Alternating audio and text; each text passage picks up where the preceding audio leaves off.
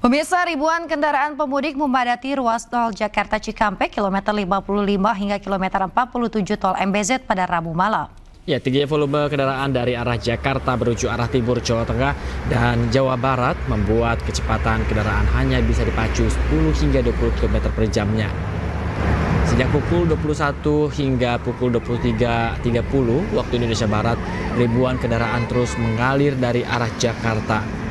Meningkatnya volume kendaraan pemudik karena banyak warga Jabodetabek yang sudah mulai libur kerja dan memilih mudik malam hari untuk kenyamanan. Diperkirakan arus mudik kendaraan yang melintas di tol Jakarta Cikampek kilometer 55 ini akan terus meningkat sampai Kamis pagi.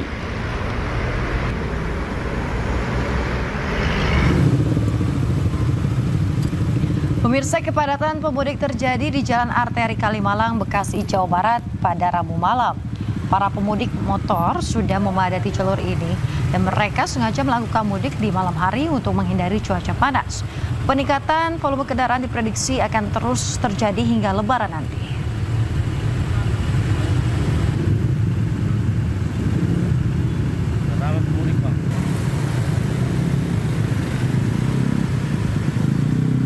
Empat hari jelang Lebaran, sebanyak 70.000 lebih kendaraan melintasi tol Tangerang menuju Merak, Banten.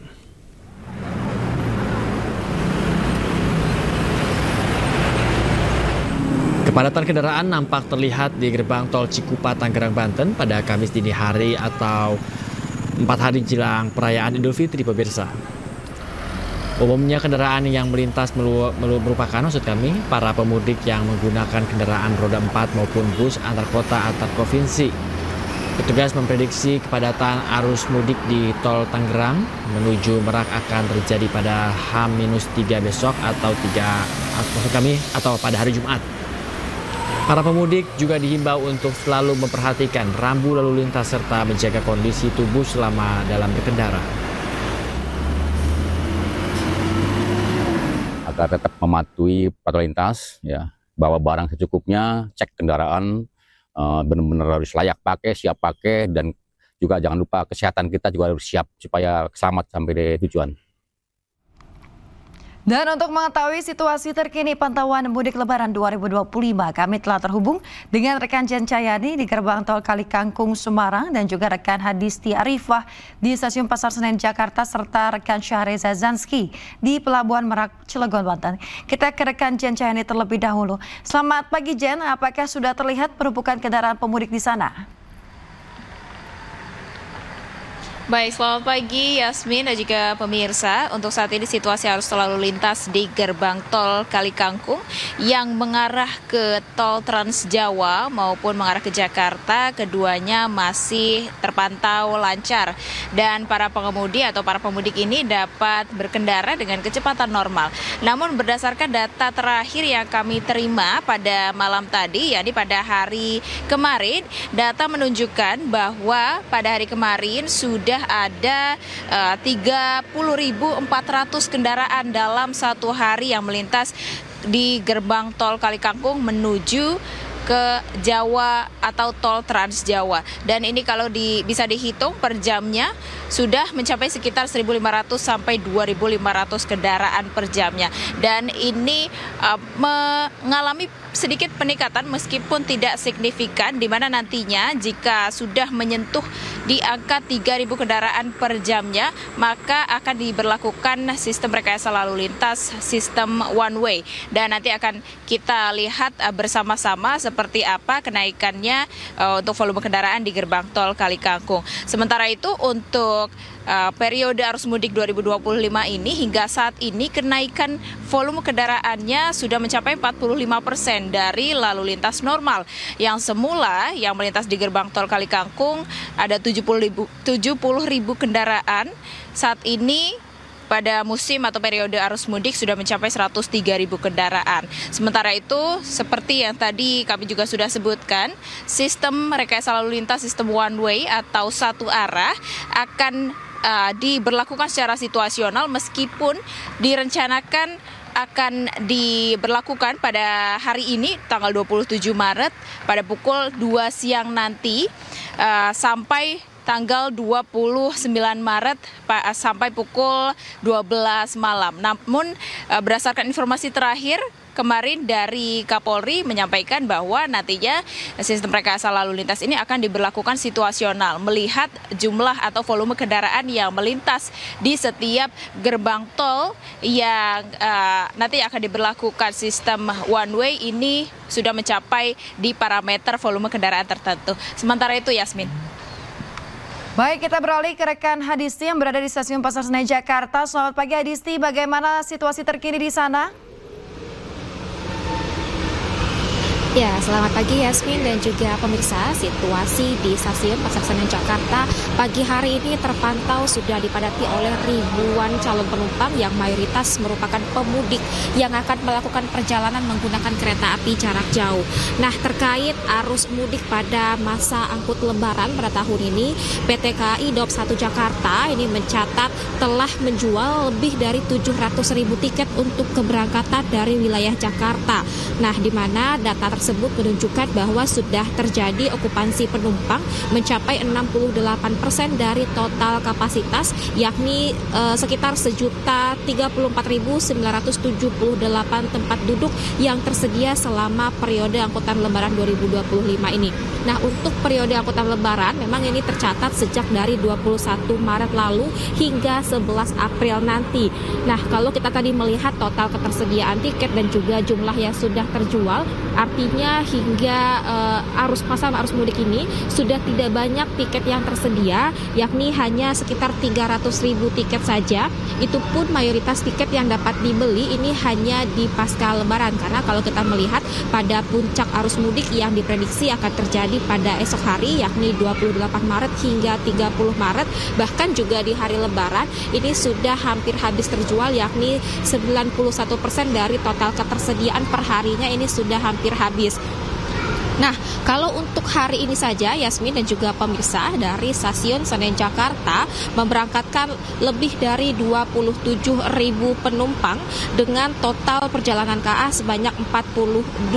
Sementara kalau dari Stasiun Gambir ada sebanyak 45 perjalanan kereta api dengan total lebih dari 20.000. Nah, tadi kalau saya bicarakan terkait arus mudik pada tanggal 28 hingga 30. Nah, kemudian juga pada hari H Lebaran, ini bahkan di hari Lebaran sudah hampir habis, bahkan di Stasiun Senen sudah 100% habis, sehingga tiket tersedia yang dapat dibeli ini hanya dapat melalui Stasiun Gambir ataupun keberangkatan dari Stasiun Gambir. Nah, untuk mengantisipasi lonjakan tersebut, dari PT KAI Daob 1 Jakarta melakukan upaya berupa penambahan perjalanan ataupun KA tambahan sebanyak 362 KA tambahan, sehingga rata-rata per hari akan ada sebanyak 84 perjalanan baik dari Stasiun Senen atau juga dari Stasiun Gambir. Yasmin. Baik, selanjutnya kita akan beralih ke Pelabuhan Merak, Banten. Sudah ada rekan Syahreza Zanski di sana. Selamat pagi Syahreza. Bagaimana situasi terkini Pelabuhan Merak pagi hari ini? Apakah terlihat ada peningkatan pemudik? Ya baik, Bayu, Yasmin dan juga pemirsa, selamat pagi. Di Pelabuhan Merak ini sudah mulai begitu padat oleh para pemudik yang hendak berangkat dari Merak dan juga Bakauheni. Dan pagi ini terpantau merupakan pertama kalinya sejak pantauan kami sejak beberapa hari ini sisi area parkir di Merak begitu penuh, khususnya untuk mereka di area parkir di dermaga 6. Seperti inilah situasinya, benar-benar penuh sekali. Dan tetapi kendati kantong parkir ataupun area menunggu ini penuh, namun kami masih belum melihat antrian yang mengular hingga pertigaan pintu masuk dermaga 6, sehingga ini masih tergolong tidak mengganggu flow ataupun arus para pemudik yang ingin masuk ke dermaga 6, khususnya ke pelabuhan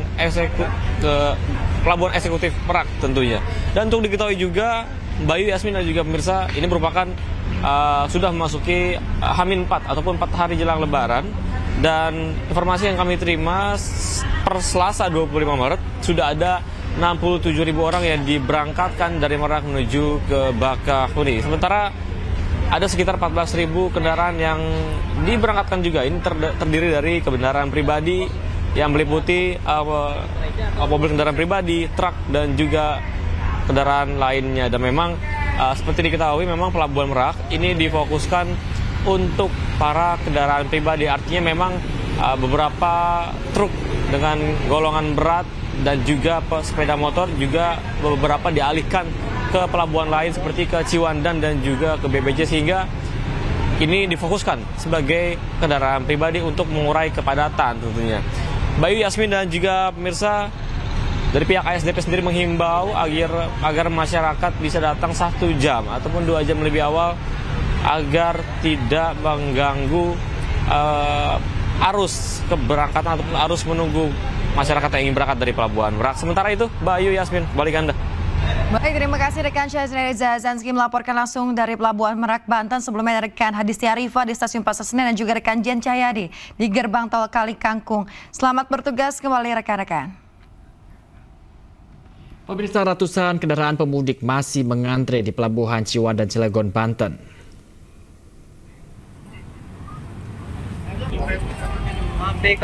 Nampak pemudik bersepeda motor terus memenuhi kantong-kantong parkir hingga terjadi antrean kendaraan pada Rabu malam. Meski lama mengantre, para pemudik ini sejenak terhibur dengan tulisan-tulisan menarik yang ditempel di sejumlah sepeda motor pemudik. Selain itu, ratusan truk sumbu 3 juga nampak memenuhi antrian saat masuk ke dalam lambung kapal. Mereka sudah antre sejak pukul 2 siang dan baru malam ini bisa diberangkatkan. Diprediksi puncak arus mudik terjadi pada 28 Maret besok di saat para pekerja mulai libur panjang Lebaran.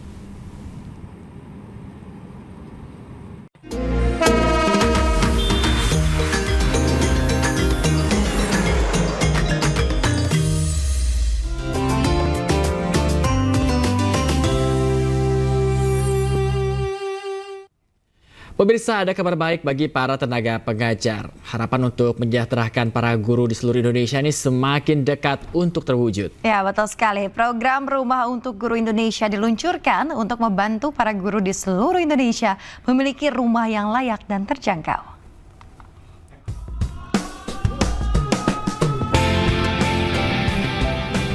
Sesuai instruksi arahan Presiden Republik Indonesia Prabowo Subianto, pemerintah melalui Bank BTN dengan sejumlah kementerian lembaga terkait meluncurkan program Rumah untuk Guru Indonesia di Perumahan Pesona Kahuripan 11, Desa Gandoang, Kecamatan Cilengsi, Kabupaten Bogor, Jawa Barat. Sebanyak 483.816 guru di seluruh Indonesia belum memiliki rumah. Oleh karena itu, pemerintah mencanangkan program pembangunan 20.000 rumah subsidi untuk tenaga pendidik pada tahun 2025. Peluncuran program ini ditandai dengan akad kredit serentak di 8 kota besar, yakni Jawa Barat, Aceh, Medan, Pontianak, Makassar, Bangkalan, Kupang, dan Jayapura.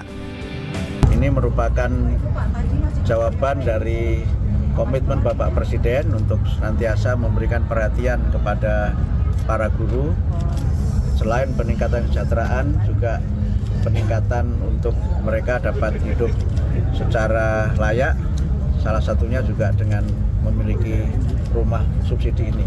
Penempatannya banyak kan tadi seperti itu. Airnya bagaimana, retak apa enggak, jalannya bagaimana, banjir apa enggak, ya. Jadi begitulah yang ditanyakan. Pada tahun 2025 ada sebanyak 20.000 unit rumah subsidi kepada guru-guru di seluruh Indonesia dengan total nilai pembiayaan mencapai 3,4 triliun rupiah. Guru apply ke kita, KPR BTN, dan udah pasti pilih rumahnya dulu. Nanti udah apply KPR belum ada rumahnya masih lama gitu. Jadi dapat rumahnya dulu, dia mau di titik yang mana, lokasi yang cocok, baru nanti pasti datang ke BTN dan pasti kita layani. Prosesnya bisa putus antara 3 sampai 5 hari. Sementara itu, sasaran program ini adalah guru berstatus pegawai negeri sipil, pegawai pemerintah dengan perjanjian kerja, honorer, maupun guru swasta yang memenuhi kriteria penerima KPR subsidi. Pemerintah berharap program ini dapat tepat sasaran kepada warga yang berhak menerimanya. Dari Kabupaten Bogor, Cahyat Supriyatna, iNews melaporkan. Diduga akibat korsleting listrik, rumah berikut 2 kendaraan ludes terbakar di Bogor, Jawa Barat. Informasinya usai jeda berikut ini tetaplah di News Pagi.